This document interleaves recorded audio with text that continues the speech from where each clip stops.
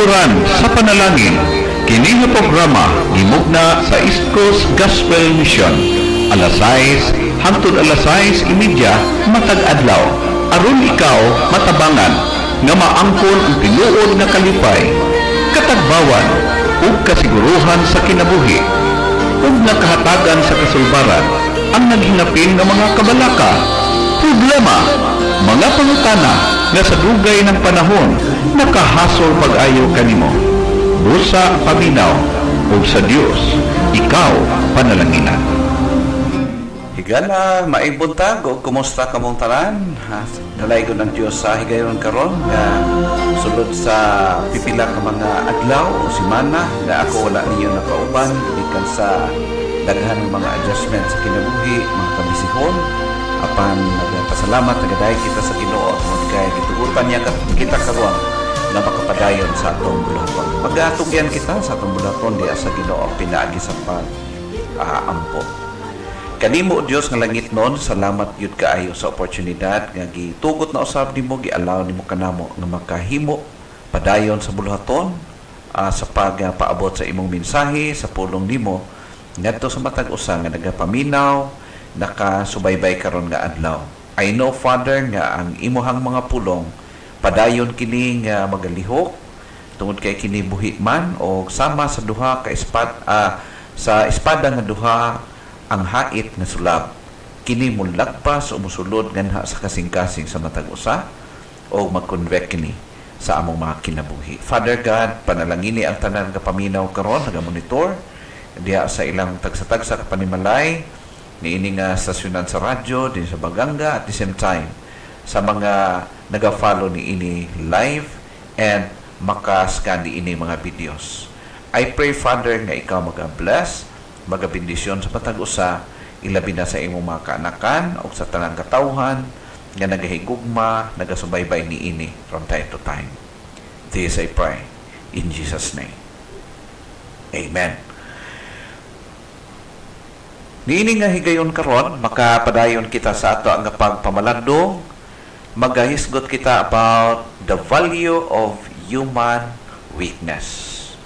Ang value, ang ginatawag nato importansya o kahimuan sa human weaknesses.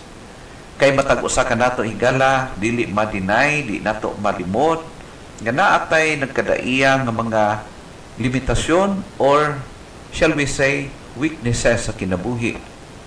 Walay usa ka nato nga walay kaluyahon. Tanan kita anaan ni ining kaluyahon.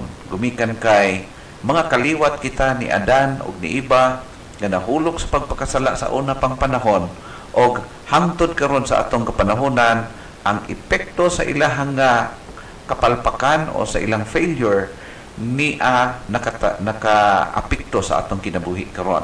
That's why kitang tanan aduna gyud mga weaknesses. Dili lang limitasyon sa kinabuhi but also anaa kitay mga weaknesses. But paano nato magamit ang mga weaknesses sa atong kinabuhi? Paano nato malampasan kini or mabutang sa eksaktong aplastada sa atong kinabuhi? Kay moingon ba kita nga tungod kay na ako'y mga weaknesses, dili nako mahimong produktibo, dili nako mahimo nga galamiton sa Ginoo, dili nako epektibo nga mag-alagad sa Ginoo? No, we cannot say that. Ngano man ang nag-una kanato nga mga alagad sa Ginoo gikan sa kay Abraham hangtod karong panahon na naaman pod sila mga weaknesses, naa sila mga failures, naa sila mga kapalpakan, pero makita nato nga padayon silang gigamit sa Ginoo, gipanalanginan sa Ginoo. It's because giamin nila, giangkon nila ang mga weaknesses, then nagsalig sila, nagdepend sila diya sa Ginoo. For now ato tan-awon o pagatun-an the value of human weakness. Dalan ko kamos paguna-una igala nga ato dawaton, ato akseptaron sa atong kinabuhi that all of us naakitay nagkadaiya nga mga weaknesses sa kinabuhi. In fact, Si Apostol Pablo atong basihan karon dinhi sa 2 Corinthians chapter 12 verse number 7. Known nato nga si Apostol Pablo usa ka ilado, lig-on og matinumanon nga alagad sa Ginoo. Pero ato makita ang iyahang gipadayag dinhi sa verse number 7 in 2 Corinthians chapter 12 verse number 7 nagiingon, "And lest I should be exalted above measure through the abundance of the revelations, there was given to me a thorn in the flesh, the messenger of Satan buffet me, lest I should be exalted above measure." In verse number 8, "For this thing I besought the Lord twice, that it might depart from me. And he said unto me, My grace is sufficient for thee, for my strength is made perfect in weakness. Most gladly therefore will I rather glory in my infirmities, that the power of Christ may rest upon me." So ato makita igala ang portion dinhi sa balaang kasulatan sa kinabuhi, personal nga pagkinabuhi ni Apostol Pablo. Kung imong tan-aw ni gala, grabe ang iyang commitment, grabe ang iyang eagerness sa pag-serve sa Ginoo, but so happen nga niabot ang panahon nga nimbati siya og limitation sa kinabuhi, weakness sa iyang kinabuhi. Nagkaroon siya og kinatawag na thorn of the flesh. Na siya sa uban mga commentators o mga Bible scholars ilang sulting nga most probably kining balatian ni Apostle Pablo during his time nga kini usa ka cancer, no? Dili ta kabalo kung cancer ba gyud or dili, pero naghasol kini nga balatian kay Pablo to the extent nga naapektuhan or mibati siya niini. That's why nagampo siya, according sa nakasulat, nagampo siya twice. Ingon siya sa verse 8, ingon siya, "I besought the Lord twice." Now, nagampo siya katulo nga kuhaon unta katong balatian nga naa sa iyang lawas. Pero ang tubag sa Ginoo, ingon siya dinhi, ingon sa verse number 8, ingon siya, "For this thing I besought," ingon sa verse 9 ato makita, "My grace is sufficient for thee, for my strength is made perfect in weakness." Ang tubag sa Ginoo, no, dili na ko ayuhon imong kaluyahon. Tangod kay, ingon siya, "Ang akong grasya, Pablo, igo alang kanimo." Now, the question for us today is, why should value our weakness? Nganong tagaan mo nato og value? Nganong magamit mo nato atong mga weaknesses aron kita motubo or aron kita makapadayon sa pag-alagad sa Ginoo? Paano nato kini gamiton? Why should value our weakness? Hinumdum nato igala that everyone wants to be a hero, but all heroes have their own weaknesses. Remember that. Hilig kay ta magtanaw ni ini, no, mga cartoons. Makita na to nga ang mga hero dinhi, makita to dili basta-basta ang ilang mga kusog, ang ilang abilidad. Pero in reality, kung imong tan-awon ang story, just like sa kay Superman, makita na to nga si Superman subject siya mga kryptonite. Unsa man ni kryptonite is a fictional material that appears primarily in Superman story or sa mga story madunggan nimo from time to time, makita nimo labi na sa mga bata. In its most well-known form, it is a green crystalline material originating from Superman's home world of Krypton that emits a particular radiation that weakens Superman. Ang makapaluya lang yun kay Superman, mao kining kryptonite, no? Pag maigo siya ni ini, palapit siya ni ini, makulang o makuhaan ang iyahang kusog o pwede na siya maluya, pwede na siya sama ra siya sa ordinary nga tao nga kaya ra dali pildihon. Ingon ana ato makita sa kinabuhi ni Superman. Now, none of us enjoys feeling weak. Walay ganahan ining manang moabot dito sa punto nga nagakaluya kita. Wala ay ganahan ana, way mag-enjoy ni ana. Because we like to think we are strong and can do anything. Gusto na to nga ilhon ta nga wa man ni kuyawa ni nga tawo oy tanan mahimo man wa may dili mahimo, no? We like to be like that. Gusto ta nga iyon ana ato ang pagkilala sa mga tao sa ato. Yet it is at the point of our greatest weakness that God comes to us speaking words of hope and encouragement. Kung imong tan-aw ni Gala, base sa atong nabasa ganina, nga ang kusog sa Ginoo, ang gahom sa Ginoo, iyang gipa-experience sa iyang alagad nga ning angkon sa iyang kaluyahon. O while naa ni anang kaluyahon, limitasyon sa kinabuhi, diha na panahon ang Dios intervene, naghatag sa iyang kusog, kahom, aron nga makabarog, makapadayon ang iyang alagad sa pagpangalagad.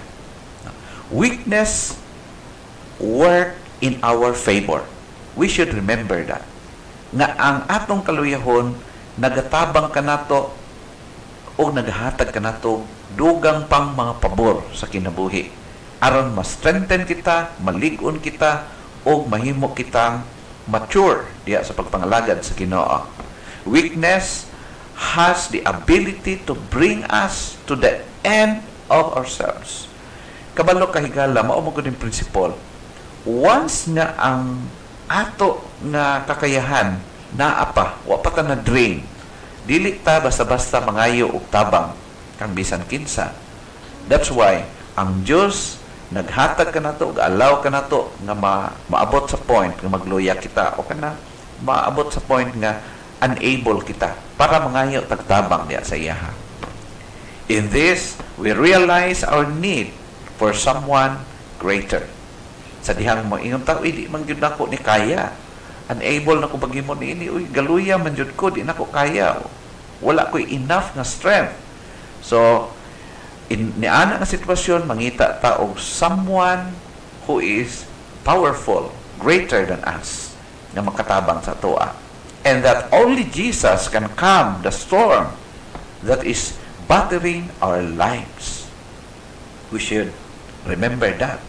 Na si Jesus Christ lang ang nakapakalma sa unos o bagyo sa kinabuhi na experience mga apostoles. And so, to us today. Na ay mga sitwasyon sa atong kinabuhi nga bisag unsaon na ito paningkamot, dili gyud mo kalma ang unos sa atong kinabuhi. But, diha sa Ginoo, posible nga mapakalma niya kini.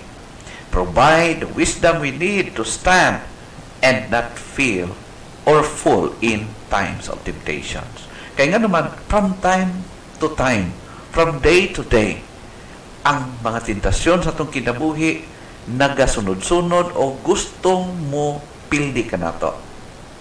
And that's why, ang kaalam sa Diyos o ang kusog sa Diyos, ang iyahang intervention sa itong kinabuhi, maulang ang makahatag ka na to og sekuridad nga dili kita basta-basta mapildi sa ato nga kontra. Weakness work in our favor. Remember that. Nga ang ato ding kaluyahon, makatabang ka na to nga mas makagain kita og daghang pabor gikan sa Ginoo. Sometimes, He will allow us to be hurt until our wills be broken. Kay kung dili ta masaktan, dili ta usahay masamaran, dili ta magtanda o dili ta mag-learn, dili ta mo grow sa atong kinabuhi, dili ta maglig-on o dili ta mahimo bitaw ang atong loyalty usahay mawala diha sa Ginoo. Tungod kay ang goal sa Ginoo is for us to be weak from a human perspective but strong from a spiritual one. That is God's goal sa atong kinabuhi. Nga, tan-awon ta sa mga tao as weak. Pero, tungod sa lihok, trabaho sa Ginoo sa atong kinabuhi, makita sa katawhan nga gipadayag sa Dios, gihatag sa Dios ang iyahang intervening work diha sa atong mga kinabuhi.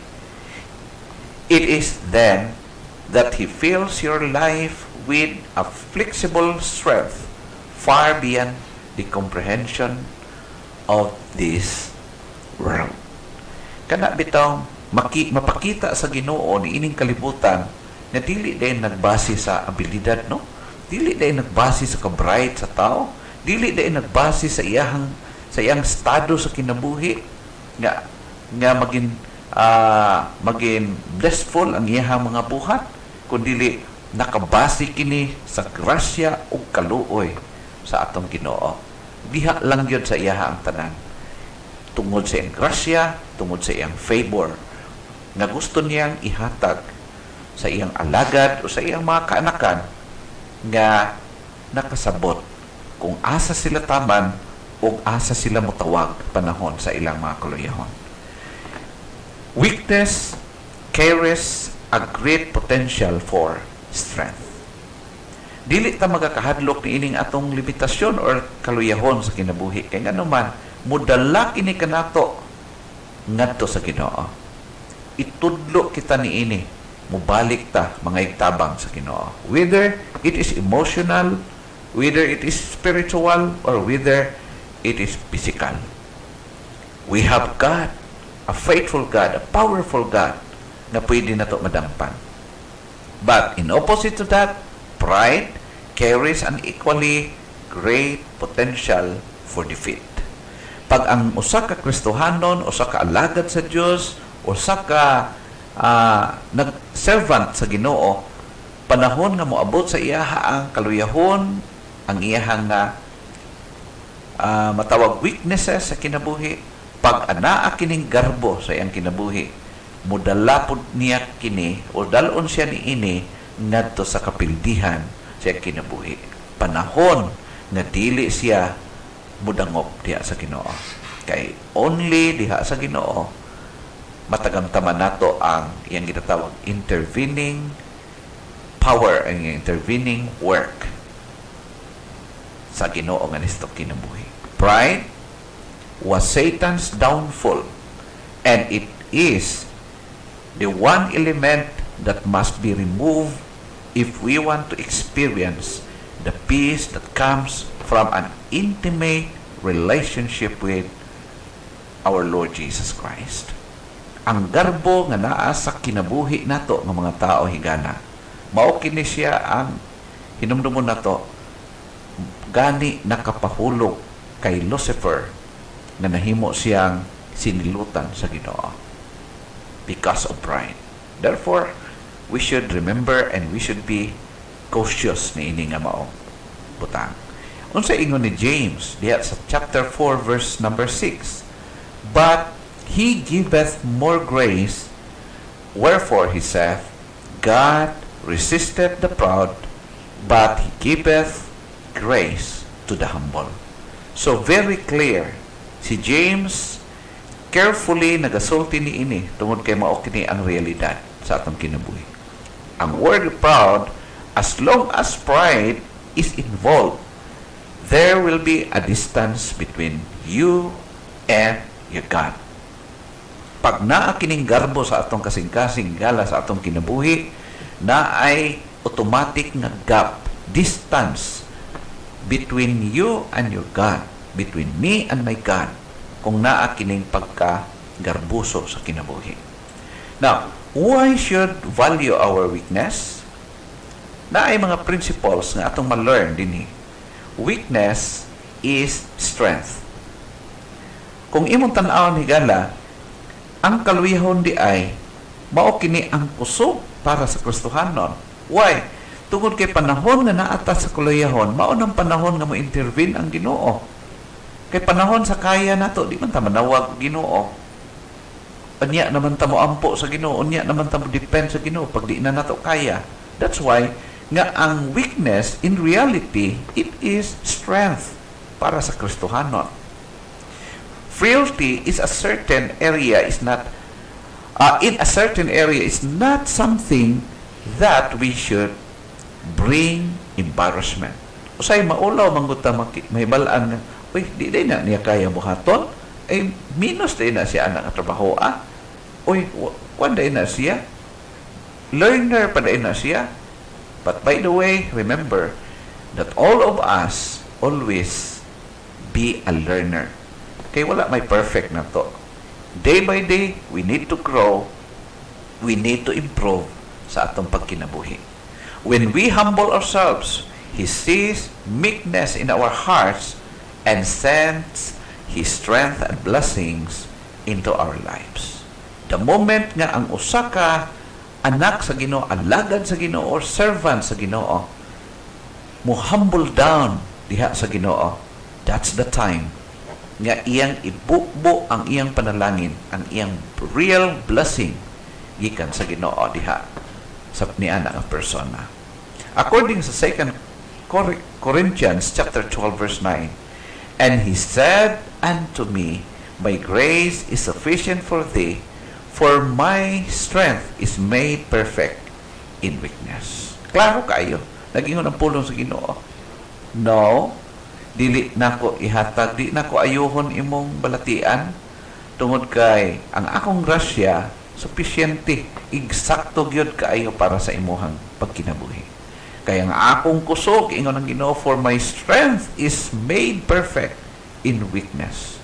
Kanus aman ma-experience, kanus aman ma-enjoy sa Kristohanon ang real strength gikan sa Ginoo during the time na naa siya sa iyahang weakness or kaluyahon, limitasyon sa kinabuhi. Mo na ang gisulti ni Apostol Pablo according sa gi-reveal sa Ginoo sa iyaha as tubag. Kaya nag-ampo lagi ni siya nga 3 times ko nag-ampo nga kuhaon kining sakit sa akong lawas, pero ang iyang ingon sa kuha, ang akong grasya sakto ra kaayo sa imuha. Ang akong kusog mahimong mas mudako pa ang akong kusog diha sa imuha once nga naa ka sa imong kaluyahon. Weakness is strength in reality. We are called to be strong in Christ. Wala nag-expect ang Ginoo nga pagtawag niya kanato strong na kaita, but gitawag kita maging strong diha kang Kristo. Ang source sa atong kusog mao si Kristo. In Him we will have strength and victory. Wala nag-expect ang Ginoong daog na tandaan sa atong kaugalingong kakayahan, kundi mahimo kitang madaogon, makusganon diha kang Kristo o dili sa atong kaugalingong kakayahan. His grace is sufficient for anything we face. Ang grasya sa Ginoo, sufisyente siya sa bisan unsang masugatan nato, sitwasyon nato sa atong pagkinabuhi day by day. According sa Philippians chapter 4 verse number 13, ingon si Apostol Pablo, I can do all things through Christ which strengthened me. Amen. Ingon si Apostol Pablo, mabuhat na ko ang tanang butang diha pinaagi lamang kay Kristo nga mao'y nagapalig-on, naga-enable o nagadasig ka na ko. Ikaw karon nagapaminaw kala, can you say amen diha sa imong kinabuhi? Hope so. Now, ang word strengthen, our strength is not within ourselves or our ability. It is in Christ who strengthens us. We should remember that. Nga ang kusog nga atong mabatunan, nga maging madaogon kita, malinampuson kita, kanang kusog nga atong nadawat gikan lamang sa Ginoo. Gikan kay Kristo nga mo'y nagpalig-on kanato. Ikaduha, there is true value in weakness. Not only weakness is strength, but number 2, there is true value in weakness. Na ay tinuod nga halaga ang kaluyahon sa atong kinabuhi. because it helps us view our lives under the light of God's mercy. Moabot sa point nga kana bitaw wala na gyud tay mahimo, ug maingon na lang ta, Lord, ikaw na lang ang mag-igo sa akong kinabuhi. Your will be done. Have mercy on me. Mao kana siya ang purpose or value sa ato nga mga weaknesses. Atong inomdomon nga niining kalibutan, people build up financial fortunes having never established a close personal relationship with the Lord Jesus Christ. Wala sila pakialam sa Diyos, kay ang ilang gihuna-huna na basta makwartahan lang ta, madato lang ta, wala na lain pang pangangailangan, no? Wala na tayo lain panginahanglan. Wala sila mag-establish o personal nga relasyon diya sa Ginoo. Wala sila pakialam ni Ana Igala. They climb the ladder of success, drive expensive cars, build huge homes, and travel around the world, but without the hope that Jesus brings, their souls are empty. Daghan kay mga tao karon sa kalibutan na possess nila ang mga material, ang mga butang na gusto nilang i-possess.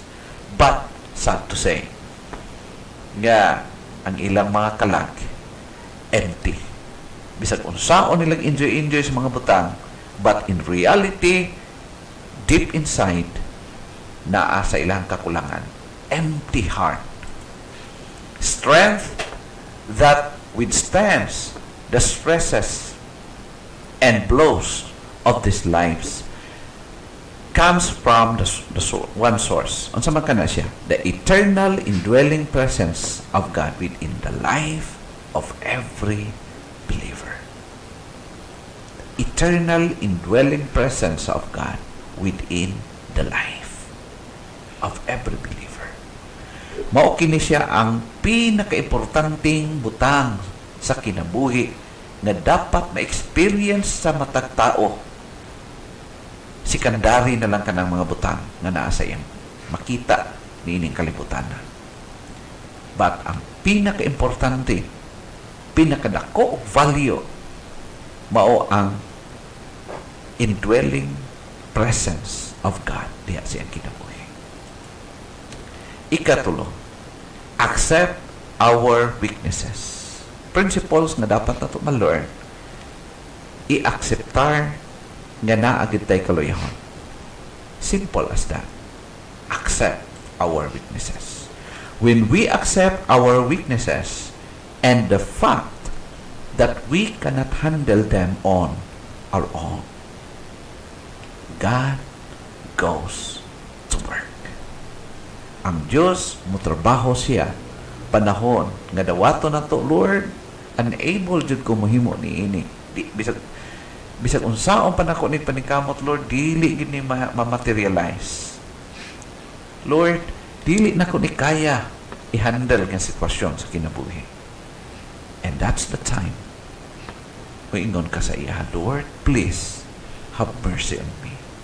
Help me, Lord.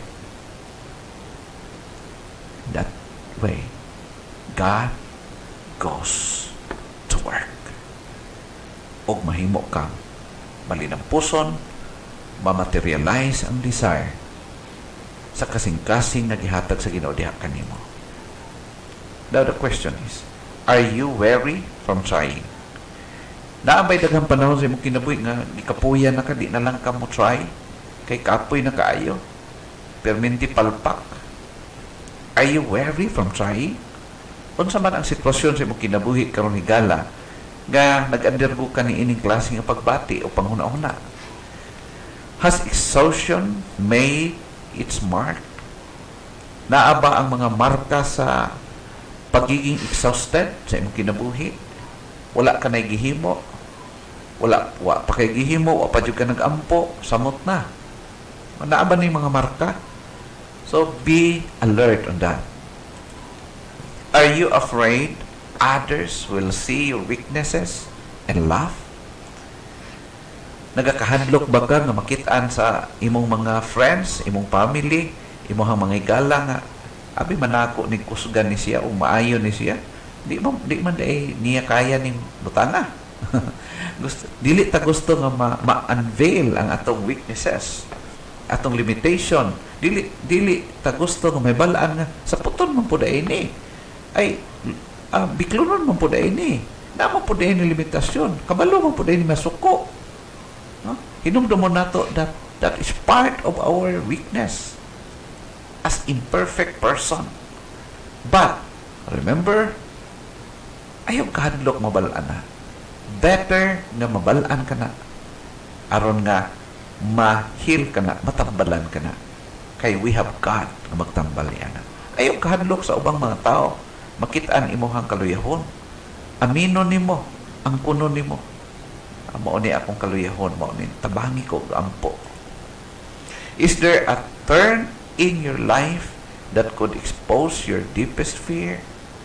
Na ba kay tunok karon sa kinabuhi nga di ka gusto ma-reveal, di ka gusto ma-expose ang gikadlokan nimo sa imong kinabuhi? Na ba unsa man ka na igala, itsulti na sa Ginoo, itugyan ka na sa Ginoo. Ang Dios makasabot kanimo o kaya kanya tabangan ni ana. Therefore, the challenge for us today, we should value our weakness. Ang atong kaluyahon, limitasyon sa kinabuhi, gituyo na sa Ginoo. Ang importante lang, ma-recognize na to, ma-realize na to, that because we are limited and subject to fail, we need God to intervene us. Sa atong pagkinabuhi, mutabang siya, naandam siya, kaya nakasabot siya sa toa. Ayaw tagui ka na sa Ginoo. With a sincere heart, confess it to God. Ask His help and forgiveness. Then, the grace of God, the favor of God, be yours. Ma-enjoy nimo ka na. That's the value of human weakness. Hinaot higala, nga gipanalanginan ka sa pulong sa Ginoo karon, nga ato nadunggan, nabasahan, o ma-enjoy nimo kini, magamit nimo sa imong pagkinabuhi. Dalaygon ang Diyos, mag-aampo kita. Amahan, dalaygon ka sa among kinabuhi. Salamat sa imong pulong. I-bless ka to sa kinabuhi sa matag usa. Sa nakasunod karon live, nining station, sa Facebook friends, o ang makaskan pa nini later. This I pray in Jesus' name. Amen.